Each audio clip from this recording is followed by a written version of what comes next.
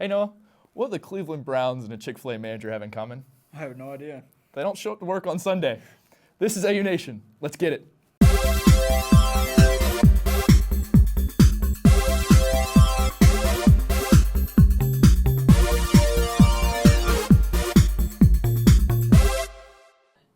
Hello, welcome to AU Nation. Each week we bring together members of the Auburn Student Media Group and discuss the latest topics in sports. I'm your host, Carter Gustin.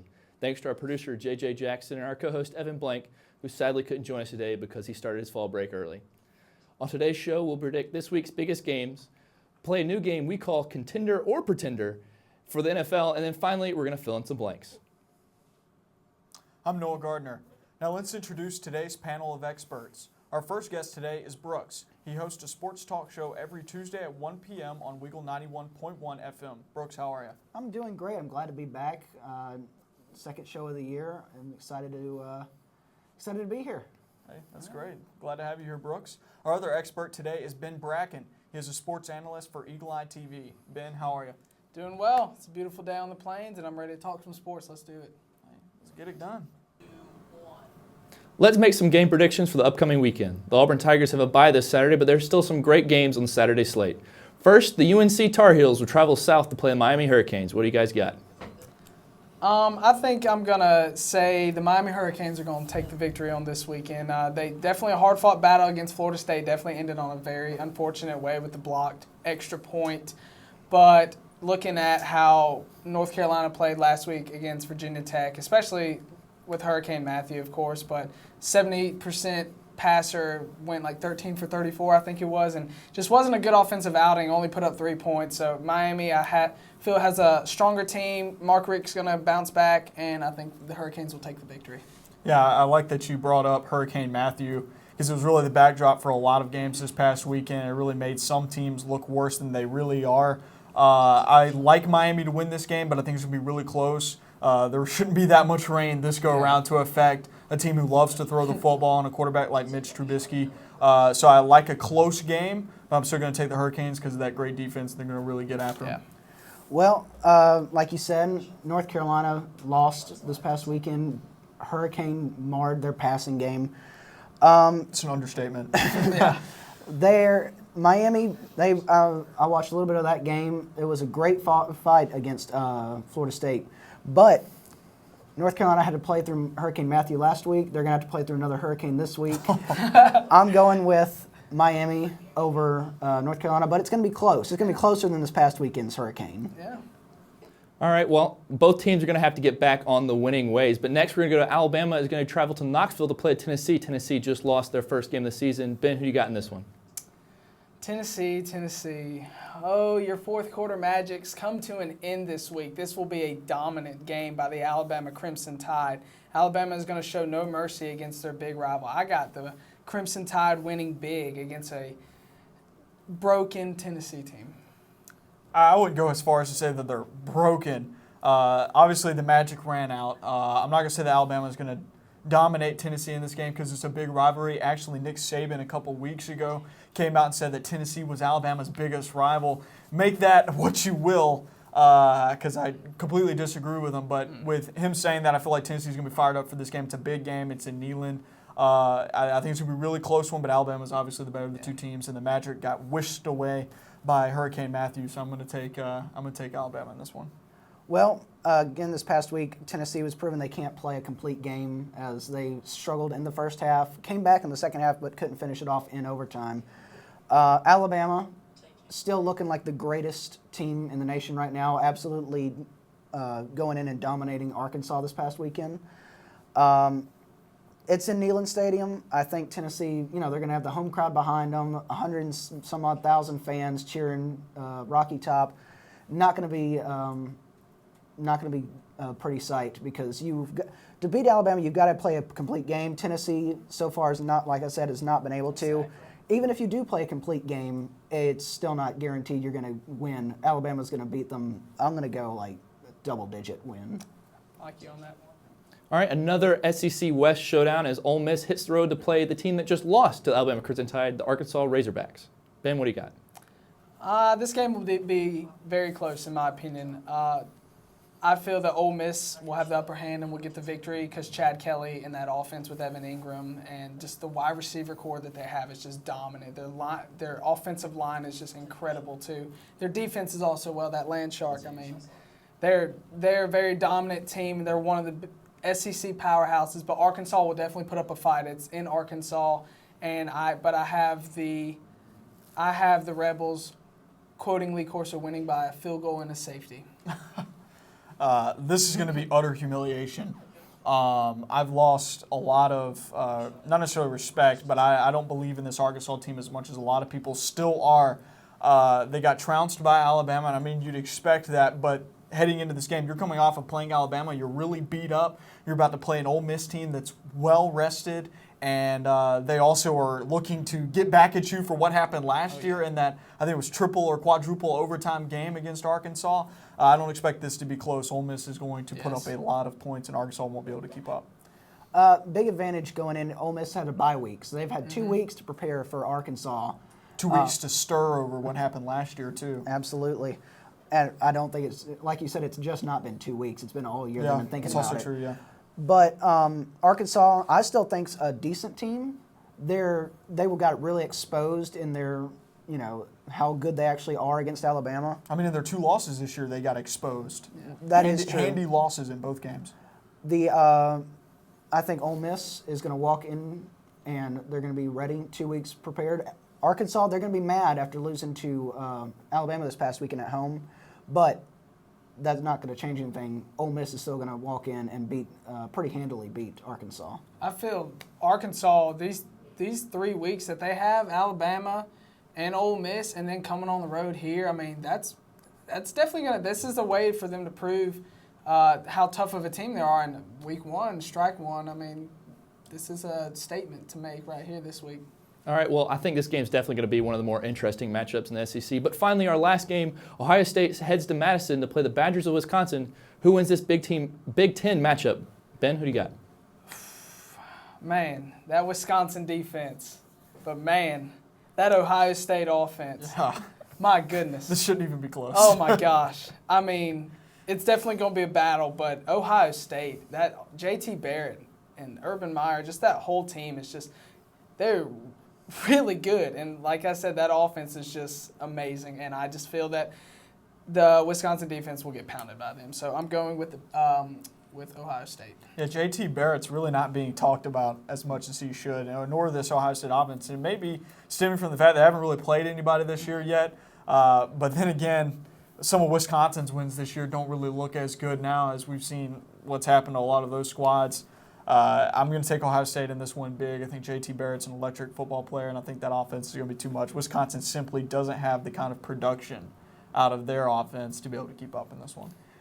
This is the side of College Game Day this week. They're going back to the Big Ten, taking on the which I don't fans understand at Madison. Why. Well, I mean, where else would they be going? Tennessee? I mean, they can go for their 4th or 5th game this year for Tennessee. Yeah. But like you said, Wisconsin, great defense this year. Ohio State, great offense this year. In the past on here, I've picked Wisconsin when no one else picked them. But I'm not going to do that this week, even though it worked out for me. Ohio State's going to win this one. It's going to be closer than people think, but I think Ohio State still wins this one. All right, well, I'm super excited for the college football Saturday, but up next we talk the NFL on AU Nation. This is Eagle Eye TV. I hope that you've been able to learn a strong work ethic surrounded by character, integrity, perseverance, so that when your 1 second comes, you'll be prepared for it. Chris Davis. 45, there goes Davis! Your 1 second, our 1 second is now. And our lives have been guided by the principles of one of the greatest academic institutions in the country, Auburn University.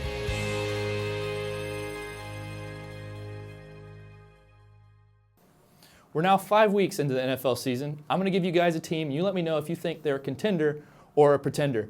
Can these teams legitimately compete for a chance at the conference championship and the opportunity to play in Super Bowl 51? First team we're going to look at is the surprising 4-1 Atlanta Falcons, coming off win against both last year's Super Bowl participants. Do you think they're a contender or a pretender? I I think they're a pretender. I feel that. You're not the only one. Well, I mean, yes, huge wins against the Panthers and the Broncos. Like, I give all the credit to Dan Quinn and that Falcons team. Like, hard-fought games, proven a statement. But they started 6-0 last year, and they had 6 straight losses. And, yes, their defense is a lot better, but I just don't feel that they can contend for a Super Bowl, maybe conference championship. I don't think they can go that far. They choke a lot. I have a friend who's a diehard Falcons fan, and he refers to them as Chokelana. Because that's I think we basically all what have they that do. one diehard Yes. Atlanta Falcons Yes, fan. yes, for real. And we all make fun of them, too. Yes. But they are a good team. They're not good enough. I mean, I'm with you. I mean, the name Atlanta Falcons carries with it a connotation of disappointment. And they may have started this season off very well, but I really don't think it's going to end that well. They still got a gauntlet to run through. And when you look at the NFC, I don't put them amongst that group of elite teams just yet to compete for a conference championship. They're a pretender. Well, let me say this. They're going to be a contender for the NFC South championship because that's not a great-looking division so far this year. Conference championship, maybe. Maybe they'll get to a conference championship. Super Bowl, no way. There's too many teams that are, decent enough to get in there and beat Atlanta and expose some of the weaknesses in the Atlanta defense, offense, and I think they'll be a pretender for Super Bowl, contender for the NFC South. Yep.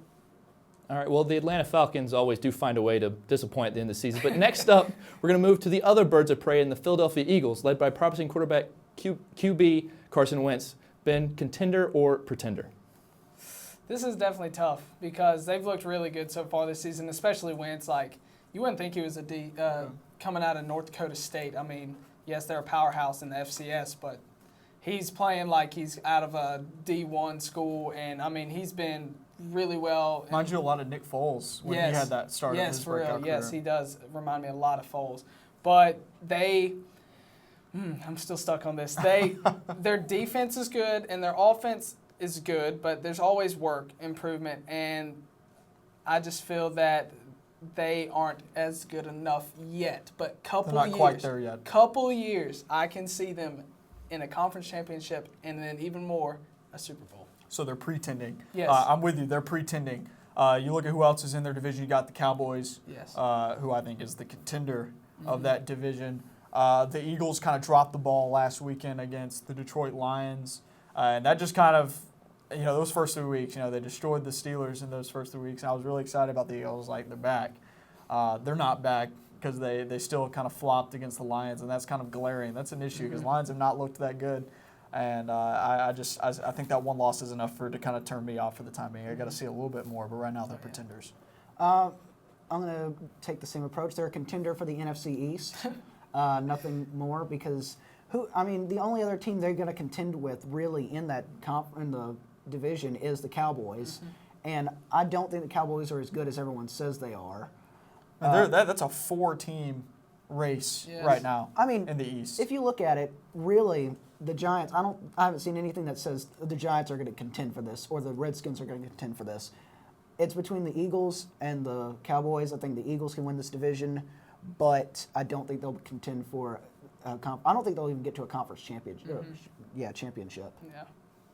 All right, up next, the 4-1 Oakland Raiders, led by a lot of youth there, featuring Derek Carr, Amari Cooper, and Latavius Murray. What do you guys got, contender or pretender? You can roast me on this, but I feel that they're a contender. I feel that their offense is pretty dang good. Derek Contender Carr for an AFC championship. Has Al Davis come back to life? The Oakland Raiders, they've definitely grown from their Jamarcus Russell days and their offense especially. They have a young offense. Their defense, yes, of course, you can make a statement with that. But Amari Cooper, Michael Crabtree, Derek Carr, Latavius Murray, just that whole core is really well. The AFC is very tough. But I feel that they can contend in some ways. And, yes, they've had close games. And the AFC is tough, but I just feel that somehow they can contend in their own way. I don't know if I'd say the AFC's tough.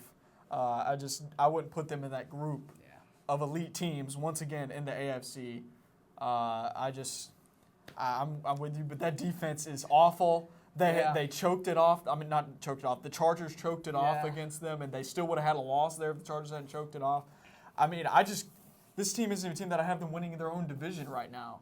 And so I can't possibly say they're contenders. I got them as pretenders. A lot of pretenders today. I just want to say the last time the Raiders started 4-1 on the year, they went to the Super Bowl that year. I think they are very much a contender to get to the conference championship game. I like Derek Carr. Derek Carr is a great quarterback. Amari Cooper, great wide receiver. Their defense does need work. Awful. Their defense does need work. Awful. But work is an understatement. I You're having to think- build a house, not repair the house, rebuild the house. I think that their offense is good enough that they can get them West championship. At least they're going to the playoffs, I think. At least Yes. the playoffs. Okay, and I could get on quite board with that. possible a conference championship. I could see them going to the conference championship game. way. I'm having them as a contender for the conference championship. Not Super Bowl, but conference championship. Like you said, youth. All right, we're going to stick it in the same division here and move on to Super Bowl champion Denver Broncos from last year. They're 4-1 this season. How do you think you're going to end out the year? Definitely a shocking loss against the Falcons, might I say. But And the defense didn't look bad either. It no, was they mainly the didn't. offense. I mean, they didn't look good on my fantasy, but and we're not going to get into that because I'm still salty about it. But anyways, yes, they are a contender. They can make back-to-back Super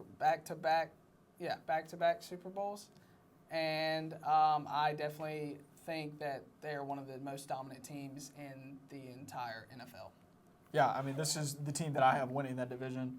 The Broncos are contenders for sure. I don't know how you can say that they're not.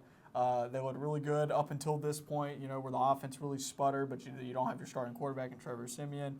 And there's only really 3 teams in the AFC that I can even put in remotely into this position of I think they can go to a Super Bowl. That's Patriots, Steelers, and Broncos. And I feel like the Broncos and the Patriots are the 2 teams that are farthest along. And so I definitely have them as contenders. Denver absolutely contenders in this AFC. They are, of course, like we said earlier, they're going to be fighting with Oakland the whole year.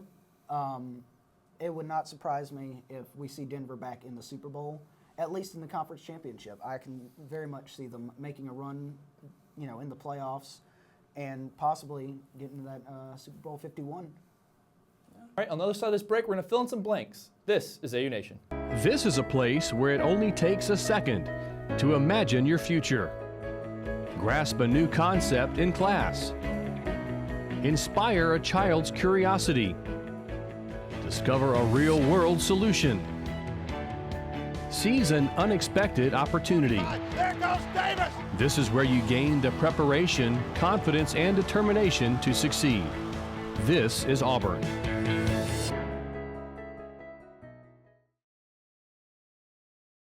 Our popular game from last season is back. Fill in the blank.